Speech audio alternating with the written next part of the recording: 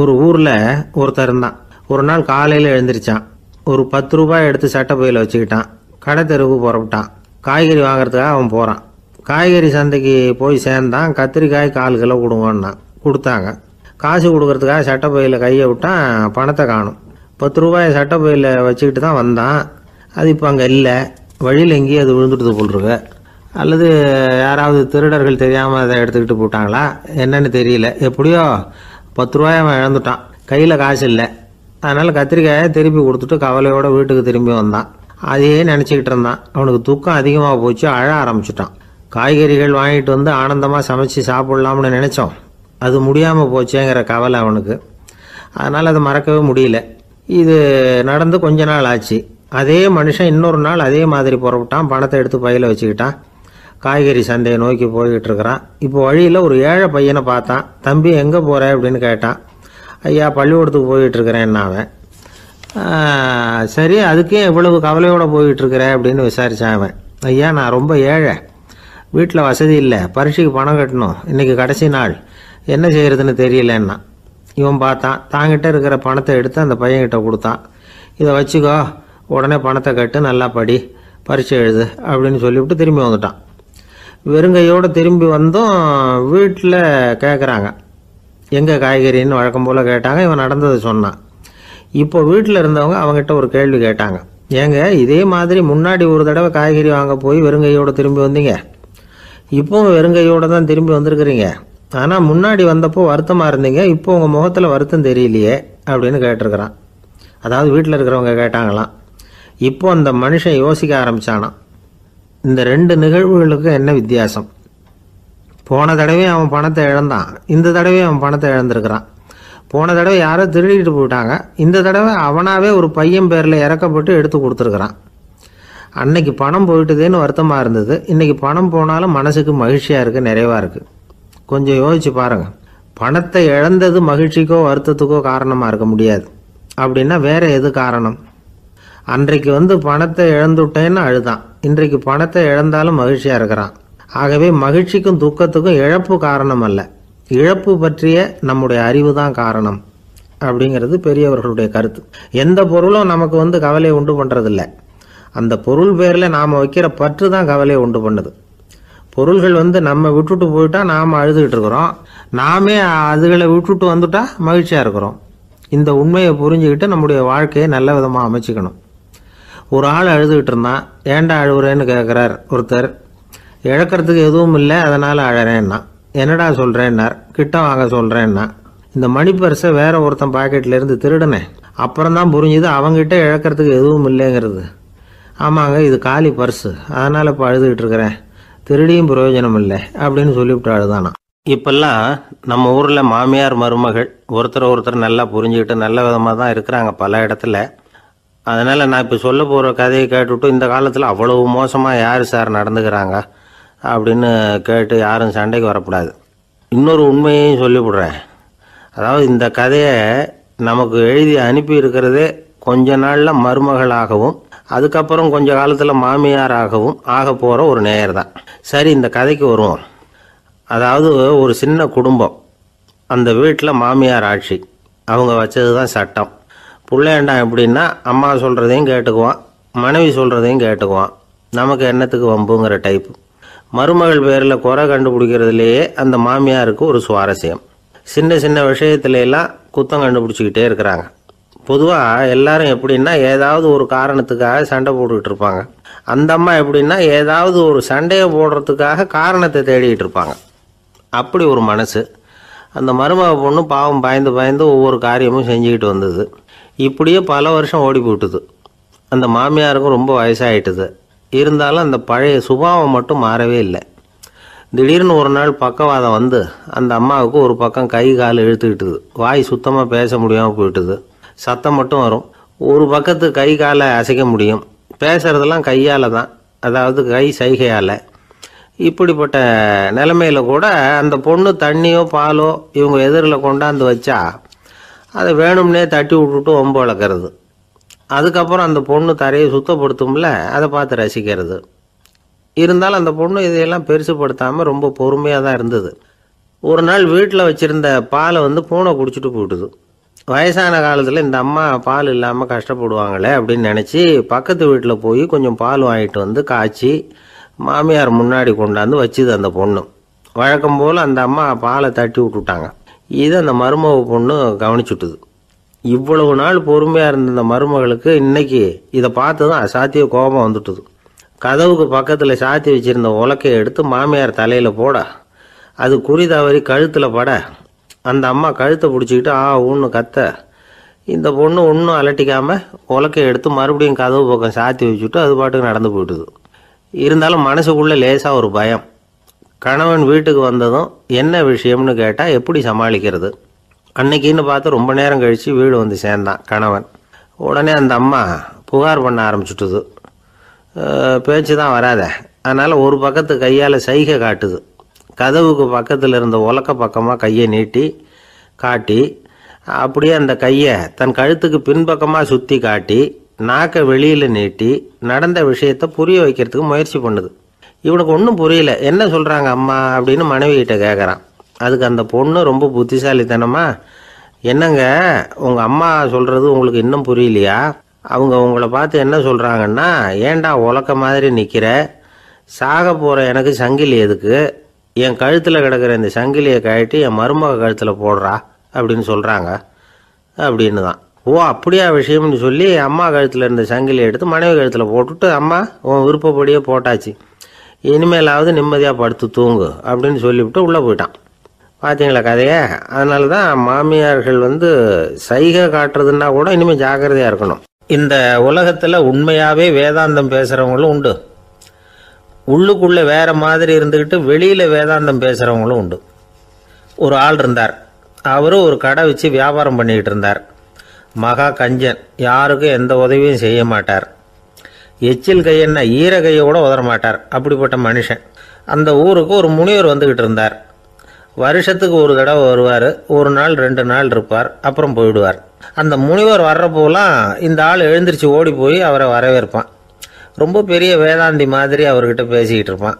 காயமே இது பொய், வெறும் காற்றடைத்த பையும்மா, தர்மம் தலைகாக்கும்மா, பணம் என்ன சார் பணம், இன்னைக்கு ஒருத்தன் கையில் இருக்கும், நாளைக்கு ஒருத்தன் கையில் இருக்கும், எல்லாம் மாயம், எனக்கு தான் இன்னமும் இந்த சம்சார பந்தத்திலிருந்து விடுபடுறதுக்கு நேரம் வரலேம்மா. அந்த முனிவரும் இந்த ஆள் இப்படி சொல்கிறத கேட்ட உடனே, ஏப்பா அப்படி சொல்கிற, இப்போ கூட நீ சரின்னு சொல்லு, உனக்கு தீட்சை கொடுத்து இதிலிருந்து விடுபடுற ஞானத்தை போதிக்கிறேன் பார். உடனே அந்த ஆள் என்ன சொல்லுவான் தெரியுமா? ஐயோ சாமி, இப்போ அது எப்படிங்க முடியும், பிள்ளைங்கள்லாம் சின்ன சிறுசுங்க, அதுகளுக்கெல்லாம் ஒரு கல்யாணம் காட்சின்னு செஞ்சு கடமையை முடிச்சுட்டா நீங்கள் சொல்கிறபடி செஞ்சு விடலாம்மா. சரி, இன்னும் முனிவர் போயிடுவார். அடுத்த வருஷம் வருவார். இவன் வழக்கம் போல் வேதாந்தம் பேசுவான். சரி தீட்சை கொடுக்குறேன் வா அம்பார். பேரம்பேத்தியை பார்க்கணும், கோர்ட்டில் கேஸ் ஒன்று இருக்குது, அது முடியணும் அப்படின்னு தயங்க ஆரம்பிச்சிருவான். எல்லாம் சொல்லுவான், ஆனால் குடிக்கிறதுக்கு தண்ணி கூட கொடுக்க மாட்டான். ரொம்ப வருஷம் கழித்து மறுபடியும் ஒரு நாள் அந்த ஊருக்கு முனிவர் வந்தார். இவன் கடைக்கும் வந்தார். அப்புறம் அங்கே கல்லாவில் நம்ம ஆள் இல்லை, அவன் புள்ள தான் உட்காந்துருக்கிறான். அப்பாவை போலவே புள்ளையும் எழுந்திரிச்சு ஓடியாந்து முனிவரை வரவேற்றான். அப்பா எங்கன்னு விசாரிச்சார் முனிவர். ஐயோ அதை ஏன் கேட்குறீங்க சாமி, உங்ககிட்ட தீட்சை வாங்கி இந்த சம்சார பந்தத்திலேருந்து விடுதலை பெறணும்னு சொல்லிக்கிட்டே இருப்பார், அது நிறைவேறாமலே போய் சேர்ந்துட்டார். போன மாதம் ஒரு நாள் திடீர்னு நெஞ்சு வலிக்குதுன்னார், அவ்வளவுதான் போட்டுன்னு போயிட்டார் அப்படின்னு புலம்புனான் பையன். இதை கேட்டதும் முனிவர் சிரிச்சாரான்.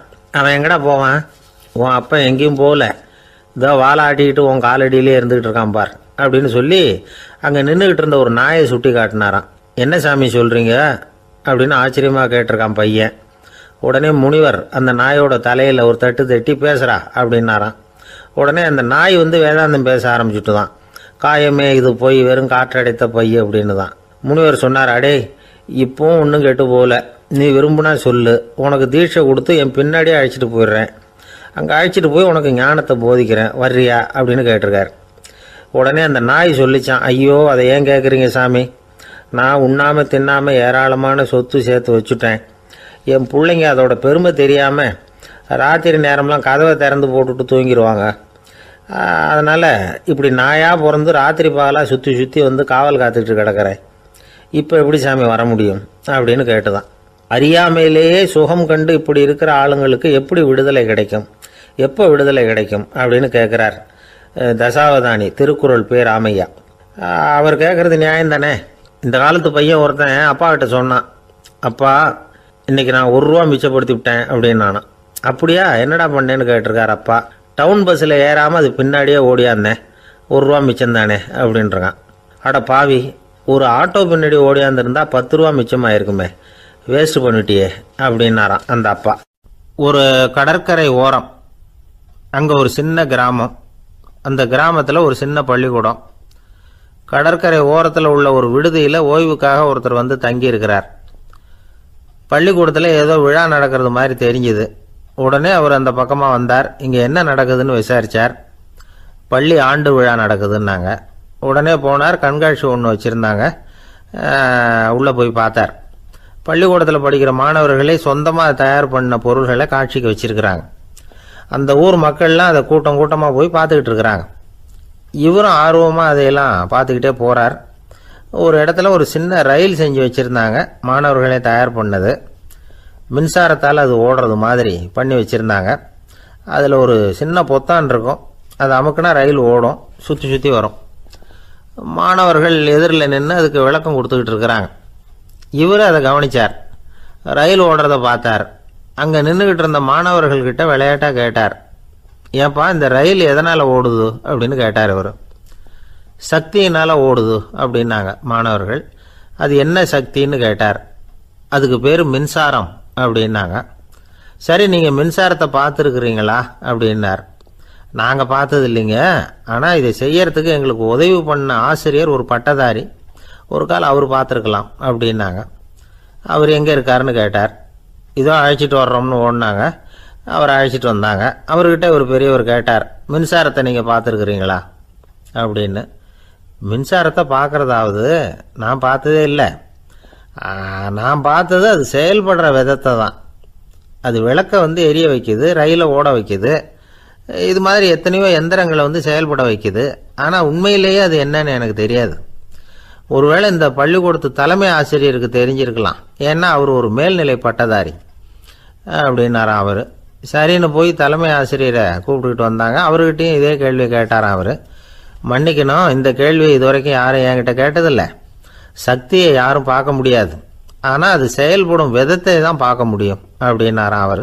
இப்போ இதுவரைக்கும் கேட்டுக்கிட்டு இருந்த பெரியவர் சிரித்தார். சிரிச்சுட்டு சொன்னாராம், சரி அதுக்காக ஒன்றும் கவலைப்படாதீங்க, என்னுடைய பெயர் தாமஸ் ஆல்வா எடிசன் அப்படின்னாராம். இதை கேட்டதும் அங்கே இருந்தவங்களுக்கெல்லாம் அதிர்ச்சி, ஆச்சரியம். என்னது, நீங்கள் தானே எடிசன்? நீங்கள் எவ்வளவு மின்சார கருவிகளை உண்டாக்கி இருக்கிறீங்க, நீங்களா இந்த கேள்வியை கேட்டது அப்படின்னாங்களாம். ஆமாம், நான் தான் கேட்குறேன், ஏன்னா நானே மின்சாரத்தை பார்த்தது கிடையாது அப்படின்னாராம் அவர். அன்புங்கிறது இப்படிப்பட்டது தாங்கிறார் ஓஷோ. அன்புங்கிறது நம்ம உடற்கூறு அமைப்பில் இல்லை, அது நம்ம உடம்புல உள்ள சுத்த சக்தியின் வெளிப்பாடு. அதை உணரத்தான் முடியுமே தவிர பார்க்க முடியாது. அன்பே உன்னை வந்து நான் என் இருதயத்தில் வச்சிருக்கிறேன் அப்படின்னுலாம் சொல்லுவான். இதெல்லாம் சும்மா. இது வந்து டாக்டர்கள் சொல்கிற இருதயம் கிடையாது, அது வந்து ரத்தத்தை தள்ளுகிற ஒரு கருவி, அவ்வளவுதான். ஞானிகள் சொல்லுகிற இதயம் வேற, அது கண்ணுக்கு புலப்படாத ஒரு சக்தி. என்னுடைய இதயம் ரொம்ப விசாலமானது சார் அப்படின்னார் ஒருத்தர். அப்படிங்களான்னு ரொம்ப மரியாதையா, ஆமாங்க டாக்டர் அப்படி தான் சொல்கிறார், கொஞ்சம் வீங்கி போய் பெருசாக இருக்குதான் அப்படின்னார். ஒரே ஒரு ஊரில் ஒரு அம்மா இருந்தாங்க. அந்த அம்மாவுக்கு ஒரே ஒரு பிள்ளையாண்டான். அவனுக்கு ரொம்ப அக்கறையோடு கல்யாணம் பண்ணி வச்சாங்க. கல்யாணம் முடிஞ்சதும் மருமக பொண்ணு வீட்டுக்கு வந்து சேர்ந்தது. அப்பாடா என் கடமை முடிஞ்சுது, இனிமேல் அக்கடான்னு எங்கேயாவது ஒரு மூலையில் படுத்து கிடக்கலாம் அப்படின்னு நினச்சாங்க அந்த அம்மா. ஆனால் நினைக்கிறபடி எங்கே நடக்குது? அதுக்கப்புறம் தான் பிரச்சனையே ஆரம்பமாச்சு. மருமகள் குணம் சரியில்லை, ஒரு மாதிரி. அந்த பொண்ணு வீட்டுக்கு வந்ததுமே முதல் வேலையாக மாமியாரை பார்த்து, அதுதான் நான் வந்துட்டேன்ல, இனிமேல் உங்களுக்கு என்ன வேலைங்க, புறப்பட வேண்டியது தானே, காசி ராமேஸ்வரம்னு எங்கேயாவது போங்க அப்படின்னுட்டு தான். மாமியாரை பார்த்தாங்க, கொஞ்சம் யோசனை பண்ணாங்க. இந்த பாருமா, நீ இப்படி சொல்கிறதுக்கு முன்னாடியே வீட்டை விட்டு புறப்படணுங்கிற முடிவுக்கு நான் வந்துட்டேன். வீட்டை மட்டும் இல்லை, இந்த உலகத்தை விட்டே கூட போகிறதுக்கு தயாராக இருக்கிறேன். ஆனால் ஒரே ஒரு விஷயத்துக்காக என் உயிரை கையில் பிடிச்சிக்கிட்டு இருக்கிறேன் அப்படின்னாங்களாம். என்ன விஷயம்னு கேட்டது இந்த மருமக பொண்ணு. வேறு ஒன்றும் இல்லை, என் பிள்ளைக்கு கல்யாணம் பண்ணி வச்சுட்டேன், ஒரு பேர புள்ள பிறந்து அதை என் கண்ணால் பார்த்துட்டேன்னா நான் எங்கே வேணும்னாலும் போகிறதுக்கு தயாராக இருக்கிறேன் அப்படின்னாங்களாம் அந்த மாமியார். மாமியார் இப்படி சொல்கிறதுலேயே நியாயம் இருக்கிறதாக பட்டுது அந்த பொண்ணுக்கு. சரி அப்படியே இருந்து பார்த்துட்டு போகலாம் அப்படின்னு அனுமதி கொடுத்தது. கொஞ்ச காலத்தில் ஒரு பேரன் பிறந்தான். அந்த அம்மாவும் பேரனை கண்ணால் பார்த்துட்டாங்க. சரி பேரனை பார்த்தாச்சுல்ல, இனிமேல் புறப்பட வேண்டியது தானே அப்படின்னது மருமக பொண்ணு. மாமியார் பார்த்தாங்க. நீ சொல்கிறது சரிதாம்மா, அதில் ஒன்றும் தப்பு இல்லை. என்னோடய பேரன் உங்களை அம்மா அப்பான்னு கூப்பிடுறத என் காது குளிர கேட்டுட்டு போயிடுறேனே அப்படின்னாங்களாம். சரி அந்த ஆசையை நிறைவேறட்டும் அப்படின்னு காத்துக்கிட்டு இருந்தாங்க. பேரன் வளர்ந்தான், நடந்தான், பள்ளிக்கூடம் போனால் பெரியவனானான். மருமக பொண்ணு மறுபடியும் மாமியாரை விரட்ட ஆரம்பிச்சுட்டுது, இன்னும் புறப்புள்ளையான்னு. இதை பாருமா, இது வரைக்கும் இருந்துட்டேன். பேரனோட கல்யாணத்தையும் கண்ணால் பார்த்தா தான் இந்த கட்டை வேகும் போல் இருக்குது அப்படின்னு சொல்லி ஒரு மாதிரியாக பேச ஆரம்பித்தாங்க. இதுவும் நியாயமான ஆசையாக தான் படுது அப்படின்னு அது யோசிச்சிருக்கு அந்த பொண்ணு. சரின்னு அதுக்கும் ஒத்துக்கிட்டது. உடனே பேரனுடைய கல்யாணமும் முடிஞ்சது ஒரு வழியாக. இனிமேல் ஒரு நொடி கூட இங்கே இருக்கக்கூடாது, புறப்படுங்க அப்படின்னு மாமியாரை விரட்டிச்சான் அந்த பொண்ணு. இப்போ அந்த மாமியார் தன்னோட மருமகளை பார்த்து சொல்கிறாங்க, இதோ கிளம்பிட்டேம்மா, என் மூட்டை முடிச்செல்லாம் கட்டிக்கிட்டேன், புறப்பட்டுவிட்டேன். அப்படியே நீயும் உன் துணிமணிகளை மூட்டை கட்டிக்கிட்டு கிளம்பிடும், என்னோட சேர்ந்து 2 பேருமா சேர்ந்து போயிடலாம் அப்படின்னாங்களாம். அந்த பொண்ணு முழிக்குது. முழிக்காதே, உனக்கும் ஒரு மருமக வந்துட்டா, இனிமேல் நீயும் ஒரு மாமியார் தானே, உனக்கும் இனிமேல் இங்கே வேலை இல்லை, புறப்படு அப்படின்னாங்களாம். அப்போ தான் அந்த பொண்ணு சிந்திக்க ஆரம்பிச்சு தான், தன்னோட தவறு புரிஞ்சுதான்.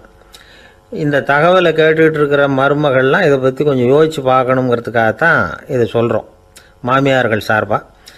கொஞ்ச நாளைக்கு முன்னாடி ஒரு பொண்ணை பார்த்து பேசுகிற சந்தர்ப்பம் கிடைச்சிது ஒரு கல்யாண வீட்டில். அந்த பொண்ணு சொல்லிச்சு, சார் எனக்கு கல்யாணம் ஆகி 15 வருஷம் ஆகுது, நான் மாமியார்கிட்ட சண்டை போட்டதே இல்லை அப்படின்னு ரொம்ப அடக்கமாக சொல்லிச்சு. அது எப்படிம்மா சாத்தியமாச்சுன்னு கேட்டோம். எனக்கு கல்யாணம் ஆகி 15 வருஷம்தான் ஆச்சு, ஆனால் என் மாமியார் செத்து போய் 20 வருஷத்துக்கு மேலே ஆயிட்டுது அப்படின்னுது. லோகமானிய பாலகங்காதர திலகர் இருந்தார்ல, அவருக்கு 15 வயசுலேயே கல்யாணம் நடந்துதான். மனைவி பேர் தபிபாய், ரொம்ப பெரிய குடும்பத்து பொண்ணு, நல்ல குணம். அவங்க குடும்பம் நடத்திக்கிட்டு இருக்கிறாங்க. அந்த காலத்தில் திருடர்கள் பயம் அதிகம். இந்த காலத்தில் மட்டும் என்னன்னு கேட்குறீங்களா? நீங்கள் கேட்குறது நியாயம்தான். இருந்தாலும் இந்த காலத்து திருடனுக்கும் அந்த காலத்து திருடனுக்கும் ஒரு முக்கியமான வித்தியாசம் உண்டு.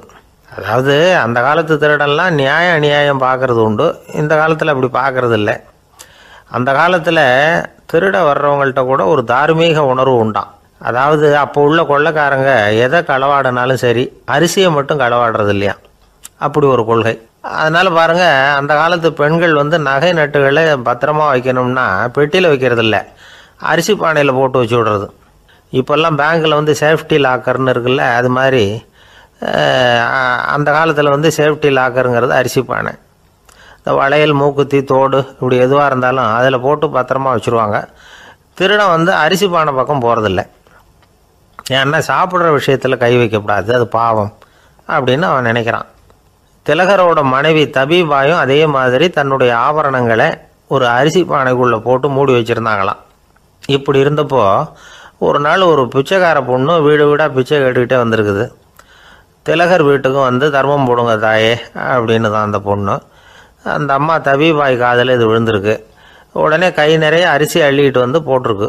பாத்திரத்தில் அரிசியை போட்டதுக்கு அப்புறம் தான் தெரியுது, பளிச்சுன்னு கண்ணில் படுது. அதாவது அந்த அம்மாவோட வைர மூக்குத்தி ஒன்று அரிசியோடு சேர்ந்து அந்த பிச்சைக்கார பொண்ணு பாத்திரத்தில் போய் விழுந்துட்டுது.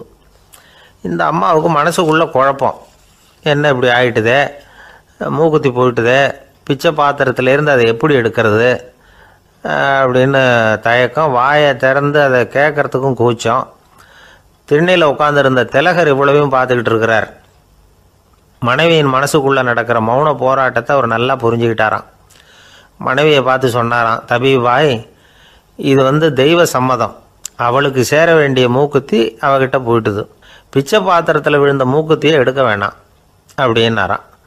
சரின்னு சொல்லிவிட்டு மேற்கொண்டு எதுவும் சொல்லாமல் அந்த அம்மா வீட்டுக்குள்ளே போயிட்டாங்களாம். இந்த காலத்துலலாம் அது மாதிரி நடக்குமா? வெறும் அரிசியை போட்டுவிட்டு விவகாரம் பண்ணிகிட்டு இருக்க மாட்டோமா? ஒரு பெரிய மனுஷன் வீட்டுக்கு ஒரு பிச்சைக்காரன் வந்தான். ஐயா, நாங்கள் பிச்சைக்காரங்கள்லாம் சேர்ந்து ஒரு சங்கம் வச்சுருக்குறோம், அதுக்கு நிதி சேர்க்குறோம், அதுக்கு ஒரு 100 ரூபா கொடுத்தீங்கன்னா எங்களுக்கு பெரிய உதவியாக இருக்கும் அப்படின்னானா. அதெல்லாம் ஒன்றும் கொடுக்க முடியாது போ அப்படின்னாரான் அவர். அப்படின்னா ஒரு 50 ரூபாயாவது கொடுங்களேன் அப்படின்ட்டுருக்கான். அதுவும் முடியாதுன்னு சொல்லிவிட்டார். 25 ரூபா அப்படின்னு இருக்கான். எதுவும் முடியாது அப்படின்னாராம். சரிங்க, இவ்வளவு பெரிய வீட்டுக்கு வந்துட்டு வெறுங்கையோடு திரும்புறது நல்லா இருக்காது, அதனால சும்மா ஒரு ரூபா மட்டுமாவது கொடுங்க அப்படின்னு இருக்கான் அவன். ஒரு பைசா கூட என்கிட்ட கிடையாது அப்படின்னு விட்டாரான் இவர். அப்படின்னா நீங்கள் ஒரு காரியம் பண்ணுங்களேன் அப்படின்னானா அவன். என்ன செய்யணும் அப்படின்னு இருக்கார். எங்கள் சங்கத்தில் நீங்களும் ஒரு மெம்பராக சேர்ந்துருங்க அப்படின்னானா. காஞ்சிபுரத்தில் பல்லவ ராஜா ஒரு கோவில் கட்டினார், கைலாசநாதர் கோவில். அதுக்கு கும்பாபிஷேகம் பண்ணுறதுக்கு ஒரு நாள் குறிப்பிட்டு அதுக்கு வேண்டிய ஏற்பாடுகள்லாம் பண்ணினார். முதல் காரியமாக கடவுளை வேண்டிக்கிட்டார், நீங்கள் இந்த கும்பாபிஷேகத்துக்கு நேரில் வந்து கலந்துக்கணும்னார். கடவுள் அந்த ராஜா கனவுல வந்தார். நீ கும்பாபிஷேகம் வச்சிருக்கிற அதே நாளில் அதே நேரத்தில் எனக்கு இன்னொரு ஊரில் ஒரு கும்பாபிஷேகம் இருக்குது, அதுக்கு போக வேண்டியிருக்கு.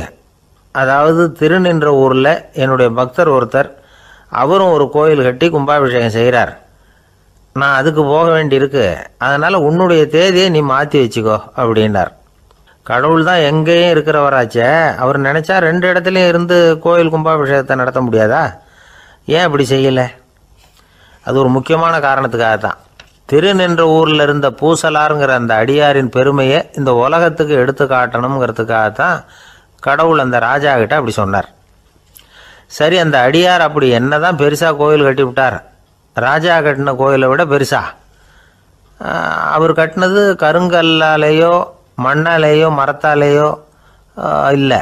அவர் கட்டின கோயில் வேறு மாதிரி. அது மனசால் கட்டின கோயில், மனசுக்குள்ளே இருக்கிற கோவில், மனக்கோவில். அந்த அடியார் தன்னோட மனசுக்குள்ளே மாதக்கணக்காக ஒவ்வொரு கல்லாக சேர்த்து கட்டின கோவில். இந்த விஷயம் ராஜாவுக்கு தெரியாது. அவர் என்ன நினச்சுட்டாரு, அது நாம் கட்டின கற்கோயிலை விட ரொம்ப பெருசாக இருக்கும் போல இருக்கு அப்படின்னு நினச்சிட்டார். சரி, அப்பேற்பட்ட அந்த கோயிலை தரிசனம் பண்ணிவிட்டு வருவோம் அப்படின்னு நினச்சி ராஜா திருநின்ற ஊருக்கு போகிறார். அங்கே போய் பார்த்தா கோயிலையும் காணும், ஒன்றையும் காணும். கடைசியில் பூசலார் கட்டின மனக்கோவில் தான் அதுங்கிறத அவர் புரிஞ்சுக்கிறார். உடனே அந்த அடியாரின் காலில் விழுந்து வணங்குறார். அவரோ, இது மனசால முயன்ற கோவில், இதுக்கு இத்தனை பெருமையா அப்படின்னு ஆச்சரியப்படுறார். இதில் ஆச்சரியப்படுறதுக்கு ஒன்றும் இல்லை. ஆண்டவன் விரும்புறது அகபக்தியையே தவிர புற தோற்றங்களே அல்ல. இதை நாம் புரிஞ்சுக்கிட்டோம்னா நமக்குள்ள எந்த வேறுபாடுகளும் வர்றதுக்கு வழியே இல்லை. இன்னொரு ராஜா இருந்தார். அவர் ஆண்டவனுக்கு படைக்கிறதுக்காக ஒரு தார் நல்ல செவ்வாழைப்பழமாக எடுத்துக்கிட்டு போகணும்னு நினச்சார். அதனால் நாளே அதை வாங்கிட்டு வர சொன்னார் வேலைக்காரங்கிட்ட. வேலைக்காரன் போனால் கடைத்தெருவில் ஒரு தார் பழம் வாங்கினா, வர்ற வழியில் அவன் குடிசை.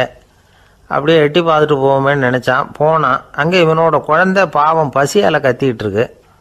இவன் பார்த்தான், இவ்வளவு பெரிய தாரில் ஒரு 2 பழம் எடுத்தா தெரியவா போகுது அப்படின்னு நினச்சி ஒரு 2 பழத்தை பிச்சு அந்த குழந்தைகிட்ட கொடுத்தான்.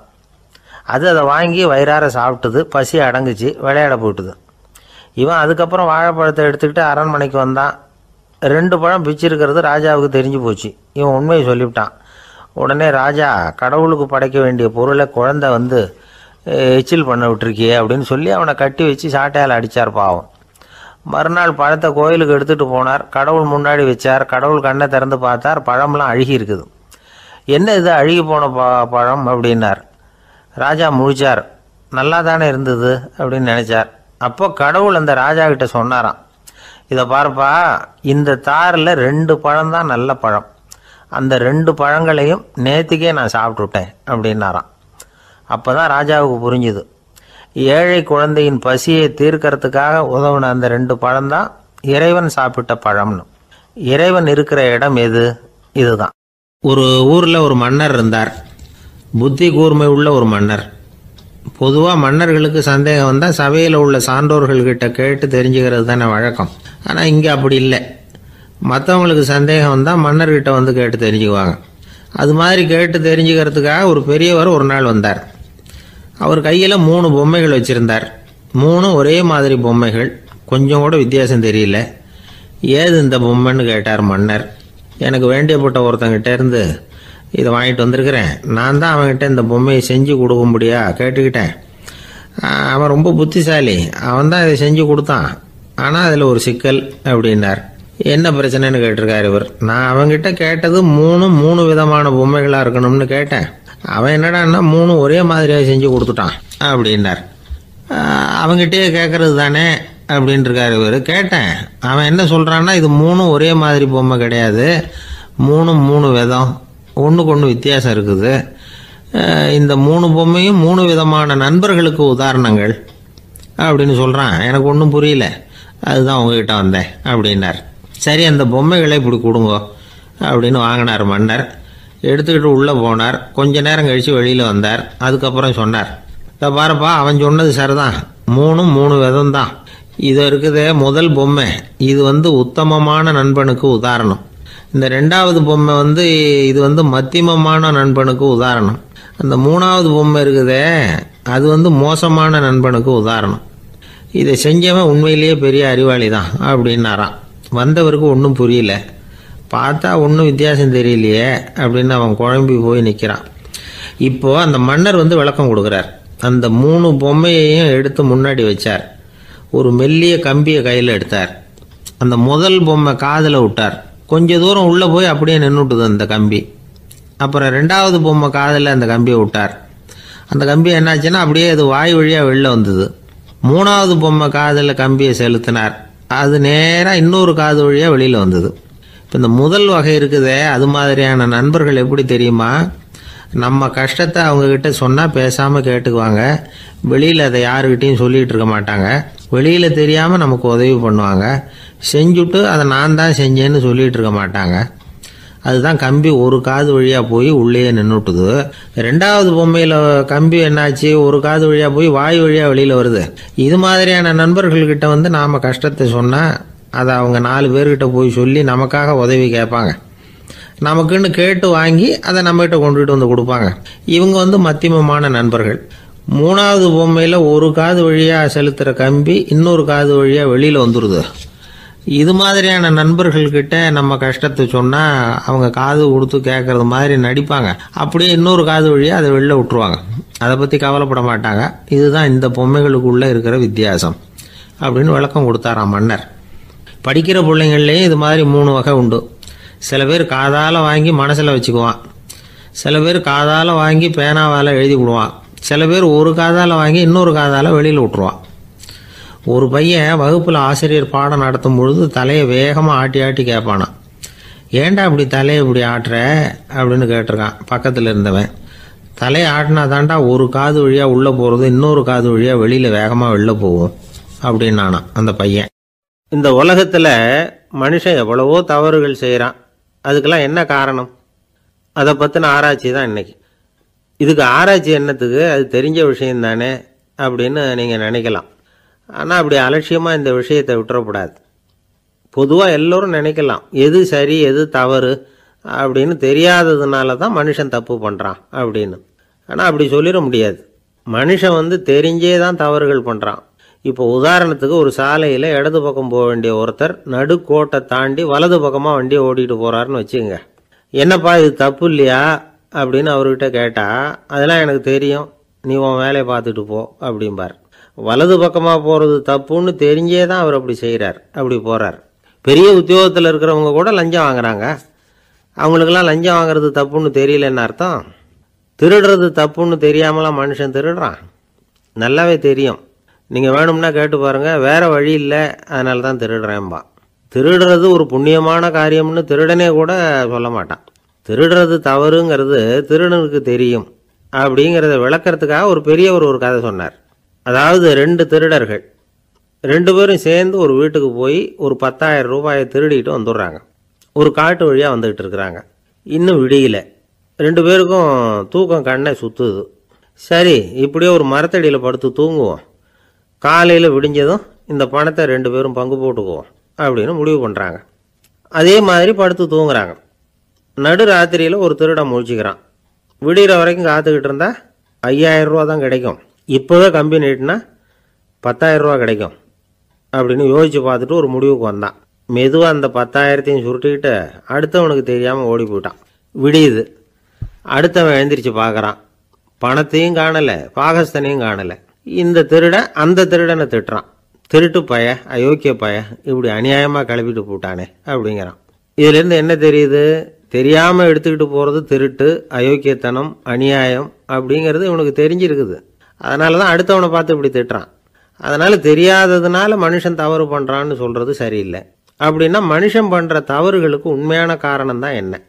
இதே சந்தேகம் அர்ஜுனனுக்கும் வந்துதான். அதனால தான் அவன் பகவானை பார்த்து கேட்குறான், மனுஷன் தன் விருப்பத்துக்கு விரோதமாக ஏதோ ஒரு சக்தியினால பலாத்காரமாக இழுக்கப்பட்டது மாதிரி பாவம் பண்ணுறானே, அந்த சக்தி என்ன அப்படின்னு கேட்குறான். இதுக்கு பகவான் பதில் சொல்கிறார், காமமும் குரோதமும் தான் அந்த சக்திகள், அதாவது ஆசையும் சினமும். இது ரெண்டும் உன்னுடைய எதிரிகள் அப்படிங்கிறத புரிஞ்சுக்கோ அப்படிங்கிறார். இன்னமும் நுணுக்கமாக பார்த்தா காமத்தினுடைய மறு உருவங்கள் தான் குரோதமும் லோபமும். ஆசை நிறைவேறலைன்னா குரோதம், அதாவது கோபம். ஆசை நிறைவேறிட்டதுன்னா லோபம், அதாவது பேராசை. பாவத்தை கண்ட்ரோல் பண்ணணும்னா அதுக்கு மெயின் சுவிட்ச் எது அப்படிங்கிறது இப்போ தான் தெரியுது. அதுக்கு மனுஷன் தெரிஞ்சே தான் தவறு பண்ணுறான் அப்படின்னு பேசிக்கிட்டோமே. அதுக்கு ஒரு உதாரணம், ஒரு ஆள் ஹோட்டலில் சாப்பிட போனான், சாப்பிட்டு முடித்தான், எழுந்திரிச்சு முதலாளிகிட்ட பில்லை கொடுத்தான், காசை கொடுக்கல. முதலாளி பணம் கொடுன்னு கேட்டார். இவன் என்கிட்ட பணம் இல்லைன்னா. முதலாளி கொஞ்சம் கூட அலட்டிக்கல, உள்ளே இருந்து ஒரு ஆளை கூப்பிட்டார். இவனை கூப்பிட்டுட்டு போய் இட்லி மாவாட்ட சொல்லுன்னார். இவனும் கவலைப்படாமல் உள்ளே போயிட்டான். அப்போது அழைச்சிட்டு போகிற ஆள் கேட்குறான், ஏன் சார் சாப்பிட்றதுக்கு முன்னாடி காசு இல்லைங்கிறது உங்களுக்கு தெரியாதா அப்படின்னு கேட்குறான். தெரியும், காசு இல்லைங்கிறதும் தெரியும், காசு இல்லாமல் சாப்பிட்டா மாவாட்டணுங்கிறதும் தெரியும் அப்படின்னா அந்த ஆள். அப்படின்னா நீங்கள் உங்கள் வீட்லேயே சாப்பிட்ருக்கலாமே அப்படின்னு கேட்குறான் அவன். அதுக்கு இவர் சொல்கிறாரு, அது எப்படி, அங்கே சாப்பிட்டாலும் நான் இதே வேலையை தானே செய்ய வேண்டியிருக்கும் அப்படின்னாராம். ஒரு ஊரில் ஒரு பெரிய செல்வந்தர் இருந்தார். பணத்துக்கு பஞ்சம் இல்லை. அதனால் இந்த உலகத்தில் முடியாத காரியம் எதுவும் இல்லைன்னு நினச்சார். பணம் இருந்தாலே அந்த நினப்பு தானாக வந்துடும். அதனால் இவரும் அப்படி நினச்சதில் ஒன்றும் தப்பு இல்லை. அந்த ஊருக்கு குருநானக் ஒரு தடவை வந்தார். அவருக்கு இந்த செல்வந்தர் ரொம்ப பிரமாதமாக ஒரு வரவேற்பு கொடுத்தார். ஊர் எல்லையிலேயே எங்கள் வீட்டுக்கு விருந்து சாப்பிட்டுட்டு போகணும்னு கேட்டுக்கிட்டார். அவரும் சரின்னு ஒத்துக்கிட்டார்.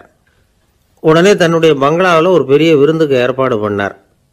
குருநானக்கை அழைச்சிட்டு வீட்டுக்கு போனார், உட்கார வச்சார். ஐயா, நான் இந்த ஊர்லேயே ரொம்ப பெரிய வசதி உள்ளவன், என்னால் எல்லாம் முடியும், உங்களுக்காக நான் என்ன செய்யணும்னு சொல்லுங்கள், எதுவாக இருந்தாலும் பரவாயில்ல, எவ்வளவு செலவானாலும் பரவாயில்ல, என்னால் செய்ய முடியும், என்ன செய்யணும்னு சொல்லுங்கள், அது போதும், நான் செய்கிறேன் அப்படின்னு நான் ரொம்ப பணிவா. இதை கேட்டதும் குருநானக் சிந்திச்சார் கொஞ்ச நேரம். அதுக்கப்புறம் தன்னோட சட்டை பைக்குள்ளே கையை விட்டு ஒரு பழைய ஊசி ஒன்று எடுத்தார். அந்த செல்வந்தர்கிட்ட கொடுத்தார். இதை பாருங்கள், இவ்வளவு தூரம் நீங்கள் கேட்கறதுனால சொல்கிறேன், எனக்கு நீங்கள் செய்ய வேண்டிய உதவி இதுதான்னார். ஊசியை கையில் வாங்கிக்கிட்டு இதை என்ன செய்யணும்னு சொல்லுங்க அப்படின்னார் அவர். நீங்கள் செய்ய வேண்டியது என்னென்னா, இந்த ஊசியை பத்திரமா வச்சிருக்கணும். நாம் 2 பேரும் இறந்து போனதுக்கு பின்னாடி இன்னொரு உலகத்தில் நாம் சந்திக்கக்கூடிய வாய்ப்பு இருக்குது. அப்போ இந்த ஊசியை என்கிட்ட கொண்டாந்து கொடுக்கணும். இதுதான் நீங்கள் எனக்காக செய்ய வேண்டிய உதவி அப்படின்னார் குருநானக் லேசாக சிரிச்சுக்கிட்டே. இதை கேட்ட உடனே இந்த பெரியவர் முழிக்க ஆரம்பிச்சிட்டார். அது எப்படிங்க, நான் சாகிறப்ப எப்படி இந்த ஊசியை எடுத்துக்கிட்டு இன்னொரு உலகத்துக்கு வர முடியும்னார். ஊசி மாதிரி ஒரு சின்ன பொருளை கூட இந்த உலகத்தை விட்டு நாம் போகிறப்ப எடுத்துகிட்டு போக முடியாதுங்கிறப்போ உங்களோட செல்வத்தையெல்லாம் எப்படி அங்கே எடுத்துகிட்டு வர போகிறீங்க அப்படின்னு கேட்டார் குருநானக். அதுக்கப்புறம் தான் அந்த பெரியவர் யோசிக்க ஆரம்பித்தாராம். குருநானக் சொல்கிறார், இதை பாருங்கள், நாம் செய்கிற நல்லது கெட்டது தான் கடைசி வரைக்கும் நம்ம கூட இருக்கும். அடுத்தவங்க நல்லா இருக்கணுங்கிறதுக்காக பொருளை செலவு செய்யணும், அப்படி செய்யலைன்னா எந்த பிரயோஜனமும் இல்லை அப்படின்னார். அதுக்கப்புறம் தான் அந்த செல்வந்தரின் அறிவு கண் திறந்து தான். உடனே குருநானக்கை வணங்கினார். ஐயா, என்கிட்ட இருந்த ஆணவம் போயிட்டுது, இனிமேல் என்கிட்ட இருக்கிற செல்வத்தை நல்ல வழியில் செலவழிப்பேன் அப்படின்னாராம். நம்மக்கிட்ட இருக்கிற பணம் எப்பவும் நம்ம கூடவே வந்துக்கிட்டு இருக்காதுங்கிறதுக்கு இது ஒரு உதாரணம். அதுக்காக நாம் பணம் சேர்க்கறத பற்றி கவலைப்பட வேண்டியதில்லை, பேசாமல் படுத்து தூங்கிக்கிட்டு இருந்தால் போதும் அப்படின்னு இதுக்கு அர்த்தம் பண்ணிக்கப்படாது. முறையான வழியில் பணம் சேர்க்கணும், அதை முறையான வழியில் செலவு பண்ணணும். அதனால் ஏற்படக்கூடிய மன நிறைவு இருக்குது பாருங்கள், அது அனுபவித்தவங்களுக்கு தான் தெரியும். சொர்க்கத்துக்கு போகிறவங்க இங்கேருந்து பணத்தை எடுத்துகிட்டு போக முடியாது, ஆனால் நம்ம செல்வத்தை இங்கே மற்றவங்களுக்கு பயன்பட செய்து அதனால் ஏற்படுற புண்ணியம் இருக்குது பாருங்கள், அதை எடுத்துகிட்டு போக முடியுமா. இதுதான் ஆன்மீகவாதிகள்லாம் சொல்கிற கருத்து. ஜான் நியூட்டன் ஒருத்தர், அவர் சொன்னார், நான் எப்போவாவது சொர்க்கத்துக்கு போய் சேர்ந்தேன்னா அங்கே 3 அதிசயங்களை பார்ப்பேன்னார். என்னன்னு கேட்டாங்க. நான் யார் யார் இருக்க மாட்டாங்கன்னு நினச்சிக்கிட்டு இருந்தானோ அவங்களில் சில பேர் அங்கே இருப்பாங்க, அது ஒரு பெரிய அதிசயம்னார். சரி, அடுத்தது என்ன? ரெண்டாவது அதிசயம் என்னென்னா, அங்கே இருப்பாங்கன்னு நான் எதிர்பார்த்த சில பேர் அங்கே இருக்க மாட்டாங்க அப்படின்னார். சரி, மூணாவது பெரிய ஆச்சரியம் என்ன அப்படின்னா, நான் அங்கே இருக்க பாருங்க, அதுதான் அந்த மூணாவது அதிசயம் அப்படின்னாராம். இன்பம் துன்பம் இது ரெண்டும் சேர்ந்தது தான் வாழ்க்கை. இது எல்லாரும் சொல்லிகிட்டு இருக்கிற ஒரு உண்மை. அது சரி, இது ரெண்டும் வர்றதுக்கு என்ன காரணம்? துறவி ஒருத்தர் யோசித்து பார்த்துருக்கார். இன்ப துன்பம் தோன்றுவதற்கு முக்கியமாக 6 காரணங்கள் உண்டு அப்படிங்கிறார் அவர். அது என்னங்கிறத நாமளும் தெரிஞ்சு வச்சுக்குவோமே. இப்போ முதல் காரணம் சுயநலம். ஒரு தாயார் தன்னுடைய சுயநலம் கருதி தன்னுடைய மகன் இன்பமாக இருக்கணும்னு ஆசைப்படுறாங்க. மகனும் அப்படியே ஆசைப்படுறான். அதனால் தாயாரின் இன்ப துன்பங்களை பார்த்துட்டு மகனும் இன்ப துன்பம் அடையிறான். அந்த அம்மாவுக்கும் அதே நிலைமை தான். ரெண்டாவது காரணம் உறவு. நான் துறவியான பிறகு கூட உறவுங்கிற காரணத்தினால தான் தாயாருடைய சுக துக்கங்களை கண்டு நானும் சுக துக்கம் அடைகிறேன். என் தாயாருடைய நிலைமையும் இதுதான் அப்படிங்கிறார் ஒரு துறவி. மூணாவது காரணம் என்னென்னா அறிமுகம். எனக்கு அறிமுகமான ஒருத்தரை ரயில் நிலையத்தில் சந்திக்கிறேன். அவர் தன்னுடைய பணப்பையை எங்கேயோ தொலைச்சி விட்டு வருத்தப்பட்டுக்கிட்டு இருக்கிறார். நானும் வருத்தப்படுறேன். அந்த சமயத்தில் யாரோ ஒருத்தர் இதுதானே அவங்க பணப்பை அப்படின்னு சொல்லி கொண்டாந்து நீட்டுறார். பணப்பையை தொலைச்சவர் சந்தோஷப்படுறார், நானும் சந்தோஷப்படுறேன். இது அந்த துறவி சொல்கிற அனுபவம். நாலாவது காரணம் என்னென்னா கருணை. எனக்கு முன்னே தெரியாத ஒருத்தனை யாரோ ஒருத்தன் அடித்து காயப்படுத்தி போடுறான். கருணை காரணமாக நான் அதுக்காக துக்கப்படுறேன். அஞ்சாவது காரணம் எதையும் நம்புறது. ஒரு பசுமாட்டை ஒரு முரணை அடிச்சுக்கிட்டு இருக்கிறான் அப்படின்னு ஒருத்தர் நம்மகிட்ட சொல்கிறாருன்னு வைங்க, உடனே நான் துக்கப்படுறேன். இன்னொருத்தர் அந்த முரணனை போலீஸ்காரங்க பிடிச்சிட்டு போயிட்டாங்கன்னு சொல்கிறாரு, நான் உடனே சந்தோஷப்படுறேன். மூணாவதாக ஒருத்தர் முதல் 2 பேரும் சொன்னது பொய்யுங்கிறார். அப்போ நான் இன்ப துன்பம் ரெண்டுமே இல்லாமல் நிம்மதியாக இருக்கிறேன். இது ஒரு விதம். அடுத்தது 6வது காரணம் என்னென்னா தன்மயமாகுதல். ஒரு நாவல் படிச்சுக்கிட்டு இருக்கிறோம், அதில் வர்ற பாத்திரங்களோட நாம் ஒன்றி போயிடுறோம். அதில் வர்ற பாத்திரங்கள் சிரிச்சுதுன்னா நாமளும் சிரிக்கிறோம், அது அழுதுன்னா நாமளும் அழறோம். அதெல்லாம் அந்த துறவி சொல்கிற அனுபவ உண்மைகள். இன்ப துன்பம் இது ரெண்டும் தோன்றுவதற்கு சுயநலம், உறவு, அறிமுகம், கருணை, எதையும் நம்புறது, தன்மயமாகிறது, இது எல்லாம் தான் முக்கிய காரணம் அப்படின்னு அவர் சொல்கிறார். ஆகக்கூடி ஒட்டு மொத்தமாக யோசனை பண்ணி பார்த்தா பிற பொருள்கள் மீது பற்றுதல் காரணமாக தான் நாம் இன்ப துன்பம் அடையிறோம் அப்படிங்கிறத புரிஞ்சிக்க முடியுது. மனுஷன் இன்ப துன்பம் அடையிறதுக்கு 7வது காரணம் கூட ஒன்று உண்டு அப்படின்னு சொல்லிகிட்டே வந்தார் ஒருத்தர். அது என்ன அப்படின்னு கேட்டோம். அதுதான் சார் இந்த நீங்கள் சொல்லிட்டு வர்ற இன்று ஒரு தகவல்னார். எப்படி சொல்கிறீங்கன்னு கேட்டோம். இன்று ஒரு தகவல் கேட்க ஆரம்பிக்கிறப்போ மனசில் இன்பம், ஆரம்பித்த உடனே இது ஏற்கனவே கேட்ட சமாச்சாரமாச்சே அப்படின்னு நினைக்கிறப்போ துன்பம் அப்படின்னு அதுக்கு ஒரு விளக்கம் கொடுத்தார் அவர். வயிறு பசிக்குதேங்கிறது சிலரோட கவலை, வயிறு பசிக்க மாட்டேங்குதே அப்படிங்கிறது சில பேரோட கவலை. 2 விதமான கவலைக்கும் வயிறு தான் காரணமாக இருக்குது. வயிறு பசிச்சதுன்னா அது இயற்கை, வயிறு பசிக்கலைன்னா அது வியாதி. ஆனால் பசியையும் நாம் பசிப்பிணி அப்படின்னு தான் சொல்லுவோம். என்ன காரணம்? வியாதியை போக்க வேண்டியது எவ்வளவு முக்கியமோ அதை விட முக்கியம் பசியை போக்க வேண்டியது. ஒரு சமுதாயத்தில் பசிப்புணியே இருக்கக்கூடாது, அதுதான் நல்ல சமுதாயம். பசியை போக்கணும்னா சாப்பாடு போடணும், பசியின்மையை போக்கணும்னா வைத்தியம்தான் பண்ணணும். இது சம்பந்தமாக எவ்வளவோ ஆராய்ச்சிகள் நடக்குது, நிறைய மருந்து கண்டுபிடிச்சிருக்கிறாங்க.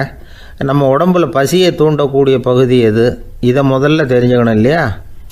நாம் சாப்பிட்ற ஆகாரம் செரிக்கிறதுக்கு எது காரணம் தெரியுமா? நம்ம மூளையோட பின்பகுதி தான் அதுக்கு காரணமாக இருக்குதாம். மூளையின் பின்பகுதியில் நரம்பு செல்களால் ஆன 2 வகையான ஆரக்சின்கள் தான் பசியை உண்டாகுது அப்படின்னு கண்டுபிடிச்சிருக்கிறாங்க. 2 ஆய்வாளர்கள் இதை கண்டுபிடிச்சிருக்காங்க. அவங்க 2 பேரும் டெக்சாஸ் பல்கலைக்கழகத்தில் ஹார்வர்டு ஹக்ஸ் மருத்துவ கல்வி நிலையத்தில் பணிபுரிகிறவங்களாம். உண்பது தேவைங்கிறது உணரப்படும் போது மூளையின் அந்த குறிப்பிட்ட பகுதி ஆரக்சின் அப்படிங்கிற ஹார்மோன்களை சுரக்கும். அது பசி உணர்வை தூண்டும் அப்படிங்கிறது தான் அந்த ஆய்வாளர்களின் கண்டுபிடிப்பு. இந்த ஆரக்சின் வேறு சில உயிரினங்கள்லேயும் உண்டு. இப்போ எலிகளில் கூட இது இருக்குது. அதனால் எலிகளை வச்சு இது சம்பந்தமாக ஆராய்ச்சி பண்ணாங்க. எலிகள் உடம்பில் ஆரக்சினை செலுத்தி பார்த்தாங்க. உடனே என்னாச்சு தெரியுமா? அந்த எலியெல்லாம் பசியால் துடிக்க ஆரம்பிச்சுட்டுது. எதையாவது தின்னு பசியை தீர்த்தா போதுங்கிற அளவுக்கு அந்த எலிகள்லாம் அல்லாட ஆரம்பிச்சுட்டுது. இயல்பாக சாதாரணமாக அந்த எலிகள் எவ்வளவு சாப்பிடுமோ அது மாதிரி 8 முதல் 10 மடங்கு அதிகமான ஆகாரத்தை 1 மணி நேரத்துக்குள்ளே சாப்பிட்டு தீர்த்துட்டு தான். சில எலிகளின் மூளையில் இந்த ஆரக்சின் அளவை கட்டுப்படுத்தி பார்த்துருக்குறாங்க. உடனே என்னாச்சு தெரியுமா, அதெல்லாம் சாப்பாட்டை கண்டால் முகத்தை திருப்பிட்டு போக ஆரம்பிச்சுட்டு தான். அந்த எலிகளுக்கு பசி எடுக்கலையாம். இந்த ஆராய்ச்சியின் அடிப்படையில் பசியை எடுக்காமல் இருக்கிற மனிதர்களுக்கும் பசியை தூண்ட முடியும் அப்படின்னு சொல்லி ஆராய்ச்சியாளர்கள் தெரிவிச்சிருக்கிறாங்க. ஆக ஆரக்சின் தான் பசிக்கு காரணம்ங்கிறது தெரிஞ்சு போச்சு. சரி, இந்த ஆரக்சின் அப்படின்னா என்ன? அது ஒரு கிரேக்க சொல். அதுக்கு பசின்னு அர்த்தம். நம்ம ஆளுங்களுக்கெல்லாம் பசியை தூண்டுறதுக்கு மருந்து தேவையில்லை, பசியை குறைக்கிறதுக்கு தான் மருந்து தேவை. ஒரு அம்மா டாக்டரை தேடி வந்தாங்களாம். டாக்டர், எங்கள் வீட்டுக்காரருக்கு திடீர்னு அகோர பசி, நிறைய சமைச்சு போடுறேன், அவ்வளவையும் சாப்பிட்டுட்டு கீழே கிடக்கிற குப்பை கூலங்களையும் எடுத்து சாப்பிட ஆரம்பிச்சுட்றார், என்னன்னு கவனித்து பாருங்கள் அப்படின்னாங்களாம். எவ்வளோ நாளாக அப்படி இருக்குதுன்னு கேட்டிருக்காரு டாக்டர். 1 வாரமாக அப்படி இருக்குதுன்னாங்களாம். இவ்வளவு நாளாக ஏன் சும்மா இருந்தீங்க, ஆரம்பத்திலே இங்கே அழைச்சிட்டு வர வேண்டியது தானே அப்படின்னாரான் டாக்டர். அது ஒன்றும் இல்லை டாக்டர், வீடு பூரா சுத்தமாகட்டுமேன்னு பார்த்துக்கிட்டு இருந்தேன் அப்படின்னாங்களாம் அந்த அம்மா. ஒரு மாணவனை பார்த்தேன். என்ன தம்பி படிப்புலாம் எப்படி இருக்குது அப்படின்னு விசாரித்தேன். அவன் ரொம்ப அழுத்துக்கிட்டான். நான் நல்லா தான் சார் படிக்கிறேன், இருந்தாலும் புத்தியில் சரியாக ஏற மாட்டேங்குது சார் அப்படின்னா. சரி, இவனும் நம்ம ரகம்தான் அப்படின்னு சொல்லி முடிவு பண்ணிக்கிட்டோம். கல்வி கற்கக்கூடிய ஒரு மாணவன் சம்பந்தப்படுற புத்திகள் பல வகை. அதை பற்றி ஒரு பெரியவர் விளக்கி இருக்கிறார். மிருத்து புத்தின்னு ஒன்று இருக்குதான். மிருத்துன்னா மண்ணால் செவுறு கட்டுறோம்ல, மண் சுவரில் ஆணி அடிக்கிறதும் சுலபம், அதை பிடுங்கி எடுக்கிறதும் சுலபம். அது மாதிரி சில பேர் குரு சொல்லி கொடுக்குறத சுலபமாக கேட்டு தெரிஞ்சு வச்சுக்குவாங்க, கொஞ்ச நேரத்தில் சுலபமாக மறந்தும் போயிடுவாங்க. இது மிருத்து புத்தின்னு பேர், மண் புத்தி. தாரு புத்தின்னு ஒன்று உண்டான். தாருன்னா மரம். அதில் பச்சை மரத்தில் ஆணி அடிக்கிறது சுலபம், ஆனால் அதை எடுக்கிறது கஷ்டம். அது மாதிரி ஆசிரியர்கிட்டேருந்து கேட்டதை கவனமாக மனசில் பதிய வச்சுக்கிட்டு அதை மறக்காமல் இருக்கிறது தாரு புத்தி. பட்டை மரமாக இருந்தால் அதில் ஆணி அடிக்கிறதும் கஷ்டம், அடிக்கிற ஆணியும் சீக்கிரம் நழுவிடும். அது மாதிரி கேட்குற விஷயம் மனசில் பதியறதும் கஷ்டம், அப்படியே பதிஞ்சாலும் அது நீடிச்சு இருக்கிறதும் கஷ்டம், கொஞ்ச காலத்தில் மறந்துடும். இன்னொரு வகை புத்தி ஒன்று உண்டு, அதுக்கு பேர் சிலா புத்தின்னு பேர். சிலான்னா கல். ஒரு கருங்கல்லில் 4 துளையை போட்டு ஒரு துளையில் உளியை வச்சு அடித்தா மற்ற துளை வழியாகவும் பிளந்து கல் 2 ஆகிடும். அது மாதிரி சந்தியான இடங்களில் குறிப்பாக ஒரு பொருளை சொன்னால் அதை வச்சுக்கிட்டு மற்றதையும் தெரிஞ்சுக்கிறது, அது சிலா புத்தின்னு பேர். வேணு புத்தின்னா என்ன தெரியுமா? வேணுன்னா மூங்கில் கணுவில் ஒரு பக்கம் உளியை வச்சு அடித்தா 2 பக்கமும் பிளந்துடும். அது மாதிரி ஒரு செய்தியை கேட்டுக்கிட்டு இருக்கிறப்பவே அதோட முன்பின் தொடர்களையும் தெரிஞ்சுக்கணும், அது வேணு புத்தி. தைல புத்தின்னு ஒன்று உண்டு. தைலம்ங்கிறது எண்ணெய். தண்ணியில் ஒரு துளி எண்ணெயை விட்டால் அது தண்ணி பூரா பரவி போடுதில்ல, அது இப்படி பரவுறது மாதிரி ஆசிரியர் சுருக்கமாக ஒரு கருத்தை சொன்னால் அதை வச்சுக்கிட்டு பூரா விஷயங்களையும் தெரிஞ்சுக்கணும், அது தைல புத்தி. கற்பூர புத்தின்னு ஒன்று கேள்விப்பட்டிருக்கோம். அது எப்படின்னா, கற்பூரம் தீ பட்ட உடனே பிடிச்சிக்கும். ஆசிரியர் சொன்ன உடனே நுண்ணறிவோட பாடங்களை புரிஞ்சுக்கிறது இந்த வகை புத்தி. கரி புத்தின்னு ஒன்று. அது எப்படின்னா, கரியில் நெருப்பை வச்சு விசிறிய பிறகு அதுக்கப்புறம் அது கறி நெருப்பாகும். அது மாதிரி காலம்பரை சாயந்தர வேலைகளில் ஆசிரியர் பாடம் சொல்லி கொடுப்பார், அதை கொண்டு புரிஞ்சுக்கிறது இந்த வகை. கதலித்தண்டு புத்தின்னு ஒன்று சொல்லுவாங்க. கதலிங்கிறது வாழை மரம். வாழைத்தண்டில் தீ வைக்கிறது எவ்வளவு சிரமமோ அவ்வளவு சிரமத்தோடு கல்வி கற்கிறது கதலித்தண்டு புத்தி. இதை தவிர இன்னும் சில வகையான மாணவர்களை கூட அடையாளம் காட்டுறாங்க. ஆசிரியர் சொன்னதில் நல்லது மட்டும் எடுத்துக்கிறவன் அன்னம். ஆசிரியர் கிடைச்ச இடத்துல பாடத்தை கேட்டுக்கிட்டு பிறகு தனியாக உட்காந்து சிந்திக்கிறவன் பசுமாடு அப்படி தானே, புல் கண்ட இடத்துல மேயும், அதுக்கப்புறம் நிதானமாக அசை போட்டுக்கும். ஆசிரியர் சொன்னதை தவிர வேறு எதையும் சொல்ல முடியாதவன் கிளி. பல இடங்களில் பாடங்கள் கேட்டு கடைசியில் ஒன்றும் புரியாமல் போகிறவன் ஆடு ஒரு செடியில் வயிறார மேயாது, ஒரே செடியில் இக்கரைக்கு அக்கறை பச்சைன்னா அங்கேயும் இங்கேயும் அலைஞ்சிக்கிட்டே இருக்கும். சில பேருக்கு எருமைன்னு பேர்.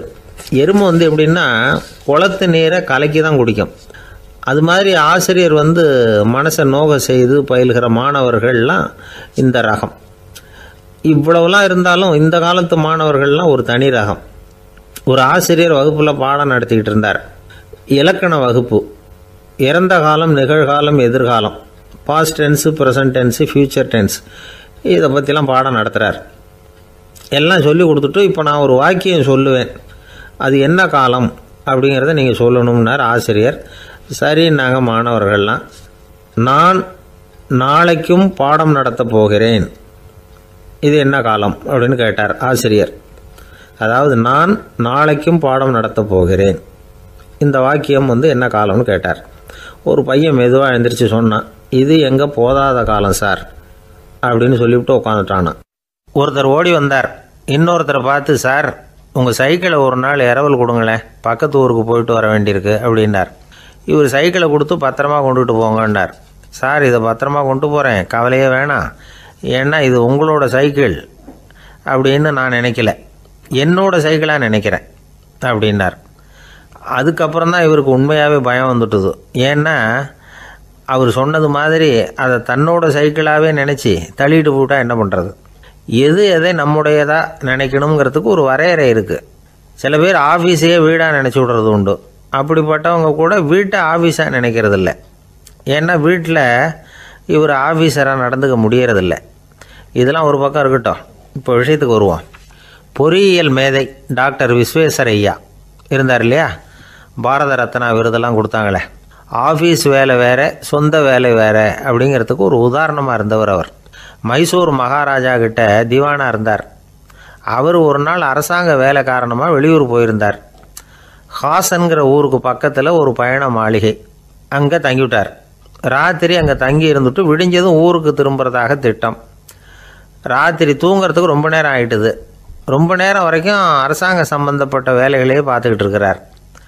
அரசாங்க ஃபைல்கள் நிறைய இருந்தது. அதையெல்லாம் ஒவ்வொன்றா எடுத்தார், படித்து பார்த்தார், பரிசீலனை பண்ணார். அதில் எழுத வேண்டியதை எழுதினார், கையெழுத்து போட்டார். ஒரு வழியாக அந்த வேலையெல்லாம் முடிஞ்சுது. அதுக்கப்புறம் என்ன பண்ணார்னா, தன்னுடைய சூட்கேஸை திறந்தார். அதிலேருந்து 2 மெழுகுவத்தியை எடுத்து கொளுத்தி வச்சார். அந்த பயண மாளிகையில் அது வரைக்கும் எரிஞ்சிக்கிட்டு இருந்த மின்சார விளக்குகளை அணைச்சிட்டார். அதுக்கு பிறகு அந்த மெழுகுவத்தி வெளிச்சத்தில் சில புத்தகங்களை தொடர்ந்து படிக்க ஆரம்பிச்சிட்டார். அந்த பயண மாளிகையில் பணியாளராக இருந்தவர் இதை பார்த்துட்டு ஓடி வந்தார். மறுபடியும் மின் விளக்கு போடுறதுக்காக போனார். விஸ்வேஸ்வரய்யா அதை பார்த்துட்டு போட வேணாம்ட்டாராம். இது வரைக்கும் நான் அரசாங்க அலுவல்களை கவனிச்சிக்கிட்டு இருந்தேன், அதனால் மின் விளக்குகள் அப்போ எரிஞ்சதில் தப்பு இல்லை. இப்போ நான் புத்தகம் படிச்சுக்கிட்டு இருக்கேன், இது என்னுடைய சொந்த வேலை, இங்கே இருக்கிற மின் விளக்கு அதுக்காக ஏன் எரியணும் அப்படின்னு கேட்டாராம். இப்போ இருக்கிற சில அரசு பணியாளர்கள்கிட்ட இந்த சம்பவத்தை பேச்சோட பேச்சாக சொல்லி பார்த்தேன். அவங்களால இதை ஜீரணிக்கவே முடியல. நேர்மை தேவை தான் சார், அதுக்காக அவ்வளவு தூரத்துக்கு அது தேவையா அப்படிங்கிறாங்க. விஸ்வேஸ்வரய்யா அப்படி பண்ணினது தான் ஒரு நேர்மையாளர் அப்படின்னு இந்த உலகத்துக்கு நிரூபிக்கணுங்கிறதுக்காக இல்லை. தான் அப்படி நடந்து காட்டினா தன்னை சுற்றி இருக்கிறவங்களும் அதை கேள்விப்படுறவங்களும் முடிஞ்ச அளவுக்கு பொது வாழ்க்கையில் அரசு பணியில் நேர்மையை கடைபிடிக்க முயற்சி பண்ணலாமே அப்படிங்கிறதுக்காகத்தான். இப்போவும் சில பேர் இருக்கிறாங்க, இவங்க ஆஃபீஸ் வேறு வீடு வேறேன்னு நினைக்கிறதில்ல, அவ்வளோ உரிமை. ஒருத்தர் அப்படி தான், அவருக்கு அவசரமாக 5000 ரூபா தேவைப்பட்டது. ஆஃபீஸு பணத்தை எடுத்துக்கிட்டார். அந்த நேரம் பார்த்து ஆடிட் வந்துட்டுது, ஆப்பிட்டுக்கிட்டார். விசாரணை நடக்குது. அவர் சொல்கிறார், சார் நான் நேரம் காலம் பார்க்காம ஆஃபீஸில் வேலை செய்வேன், ஏன்னா அதை என்னோடய ஆஃபீஸாக நினைக்கிறேன். அவசரத்துக்கு அந்த பணத்தை எடுத்தேன், மறுபடியும் வச்சுடலாம்னு தான் இருந்தேன், அதுக்குள்ளே இப்படி ஆகிட்டுது. நீங்கள் என்ன நினச்சாலும் சரி, நான் ஆஃபீஸ் வேறு வீடு வேறு அப்படின்னு நினைக்கிறதில்ல, அது என்னோடய சுபாவம் அப்படின்னார். விசாரணை பண்ணவர் தீர்ப்பு வழங்கினார். உங்கள் சுபாவத்துக்கு மதிப்பு கொடுத்து நானும் தீர்ப்பு வழங்குறேன். நீங்கள் கொஞ்ச நாள் ஜெயிலில் இருந்துட்டு வாங்க, அது உங்களுக்கு கஷ்டமாக இருக்காதுன்னு நினைக்கிறேன். ஏன்னா அங்கே போனாலும் நீங்கள் உங்கள் சுபாவப்படி வீடு வேற ஜெயில் வேறன்னு நினைக்க மாட்டீங்க அப்படின்னாராம். ஒரு நாள் ஒரு நண்பரை சந்தித்தேன். உங்கள் வீடு எதுன்னு உங்களுக்கு தெரியுமா சார்ன்னு. அவர் என்னை ஒரு மாதிரியாக பார்த்தார். அப்புறம் சொன்னார், தெரியும் அப்படின்னாரு. சரி, உங்கள் தொலைபேசி எண் உங்களுக்கு தெரியுமான்னு. அதுவும் தெரியும்னார். உங்கள் மனைவி மக்கள் யார் யாருன்னு உங்களுக்கு தெரியுமான்னு கேட்டேன். என்னை ஒரு மாதிரியாக பார்த்தார். அப்புறம் சொன்னார், அதுவும் தெரியும் சார் அப்படின்னார். சரி, நீங்கள் யாருன்னு உங்களுக்கு தெரியுமான்னு கேட்டேன். இப்போ தான் அவர் முழிக்க ஆரம்பித்தார். அவர் மட்டும் அப்படி இல்லை, நாம் எல்லாருமே அப்படி தான். எதிரில் நிற்கிறது யாருங்கிறது தெரியும், நாம் யாருன்னு நமக்கு தெரியாது. உண்மையிலேயே நாம் யார்? இந்த கேள்விக்கான பதிலை தான் வாழ்க்கை பூரா நாம் தேடிட்டு இருக்கிறோம். புத்தர் என்ன சொல்கிறார் தெரியுமா? நீங்கள் கடவுளை பற்றி கவலைப்பட தேவையில்லை, உங்களை பற்றின கவலை உங்களுக்கு இருந்தால் போதும் அப்படிங்கிறார். நான் யார், எனக்கு ஏன் இந்த கவலை அப்படின்னு உங்களை நீங்களே கேட்டுக்குங்க அப்படிங்கிறார். நாம் ஏன் கடவுளை படைத்தோம்? அது ஒரு நழுவல் முயற்சியாம். அதாவது தன்னிடமிருந்து தானே தப்பிக்கிற ஒரு முயற்சியாம். இப்படி தான் அதை சொல்கிறாங்க அறிஞர்கள்லாம். மக்கள் பொய்யான பிரச்சனைகளில் ஆர்வமாக இருக்கிறாங்க. அதுக்கு தீர்வு காணவும் முயற்சி பண்ணுறாங்க. கடவுளை பற்றி விவாதிக்க எல்லாருக்கும் விருப்பம். தன்னுடைய சுயம் பற்றிய பிரஜையே இருக்கிறதில்ல. ஆகக்கூடிய விஷயம் என்னன்னா, கடவுள் சமாளிப்புக்கு பயன்படுத்தப்படுகிறார். மனவியல் என்ன சொல்லுது தெரியுமா? கடவுள், சொர்க்கம், மறுபிறவி இதை பற்றிலாம் பேச ஆரம்பிக்கிறவங்க யார் தெரியுமா? போருக்கு போகிறவன், துன்பத்தில் சிக்கி கஷ்டப்படுறவன், நோய் படுக்கையில் விழுந்தவன், இவங்க தான். நாம் அனுபவத்திலே பார்க்குறோமே இதையெல்லாம். கடவுளை துணைக்கு கூப்பிடுறவங்க யாருன்னு கவனித்து பாருங்கள். பரீட்சை எழுத போகிறவன், வேலை தேடி அலையிறவன், பண நெருக்கடியில் இருக்கிறவன், விபத்தில் சிக்கிக்கிட்டவன், இவங்கெல்லாம் தான். தேர்வில் வெற்றி பெற்றதும் அவரை துணைக்கு கூப்பிடுறதில்ல, வேலை கிடைச்சதும் அவர் துணை தேவைப்படுறதில்ல. ஏன் இப்படி? கொஞ்சம் யோசனை பண்ணி பாருங்கள். துன்பம் வருகிற போது அந்த துன்பத்தை தவிர்க்க வேண்டிய நிலையில் அதிலிருந்து நழுவி போகிறதுக்காக பிரார்த்தனை தேவைப்படுது. எல்லாம் நல்லபடியாக நடக்கிறப்போ பிரார்த்தனை செய்யறதில்ல. புத்தருடைய வழி என்ன தெரியுமா? அந்த வழியில் கடவுளும் கிடையாது, பிரார்த்தனையும் கிடையாது. புத்தர் செய்தது இதைத்தான். அதாவது கடவுள்கிட்ட இருந்து மனிதனையும், மனிதன்கிட்ட இருந்து கடவுளையும் அவர் விடுவித்தார். புத்த மதம் என்ன சொல்லுது தெரியுமா? கடவுள் பிரச்சனை அல்ல, மனிதன் தான் உண்மையான பிரச்சனை அப்படின்னு சொல்லுது. உங்களை நீங்கள் நல்லா தெரிஞ்சுக்கிட்டா போதும், நீங்களே கடவுள் ஆயிடுவீங்க அப்படிங்கிறது தான் புத்த மதம். அதனால் நமக்கு தேவை உள்முக பயணம். நான் யார் அப்படிங்கிற கேள்வியோட உள்ளே போகணும். அங்கே போனால் தான் தெரியும் நான் அப்படின்னு அங்கே யாருமே இல்லைங்கிறது. இதெல்லாம் புத்தர் சொல்லுகிற ஒரு தத்துவம். தத்துவம்னு சொன்னாவே நமக்கெல்லாம் அதை புரிஞ்சுக்கிறது கஷ்டம்தான். நம்ம பொறுத்த வரைக்கும் தத்துவங்கிறதுல 2 வகை உண்டு. ஒன்று தத்துவம், இன்னொன்று மகா தத்துவம். தத்துவம்னா என்ன தெரியுமா? கேட்குறவங்களுக்கு புரியக்கூடாது, அதுதான் தத்துவம்.